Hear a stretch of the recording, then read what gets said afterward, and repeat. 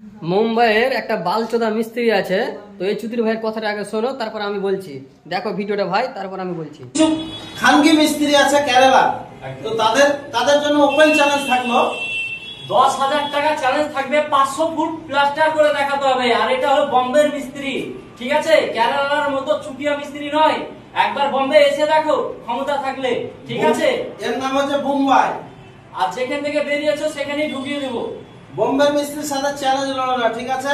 তো ভিডিওটা দেখলে বন্ধুরা, ও ছেলেটা কি বললো মুম্বাইয়ের মিস্ত্রিটা, তো আমি কিছু কথা বলবো এখন, তো তোমরা এখন শুনবে। আমি মানছি ও 500 ফুট প্লাস্টার করে দেবে, ঠিক আছে, কিন্তু এই কেরালার কাজ আর মুম্বাইয়ের কাজে অনেক অনেক তফাৎ আছে বন্ধুরা, ঠিক আছে? এই কেরালার যেরকম কাজ পালিশ মারা, আর ওই কোথাকার মুম্বাইয়ের সালা বালচোদা মিস্ত্রি চুদুর ভাই, ওটা ওই একটা কাঠটা, ওদের তো কাঠটার কাজ হয় না, আমরা জানি না কি কাজ হয়, যাই হোক ইটের কাজ হয়, দেখেছিলাম ভিডিও।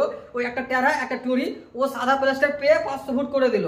আর ও কেরালাতে আসতে বলো, বুধমানের বেটাকে ওপেন চ্যালেঞ্জ করলাম, তোকে 15,000 দিব, তোকে 15,000 দেবো, তোকে ওপেন চ্যালেঞ্জ করলাম। তুই কেরালাতে এসে পালিশ কাজ তুই করে দেখাতে পারে, কোর দেখছিস তো?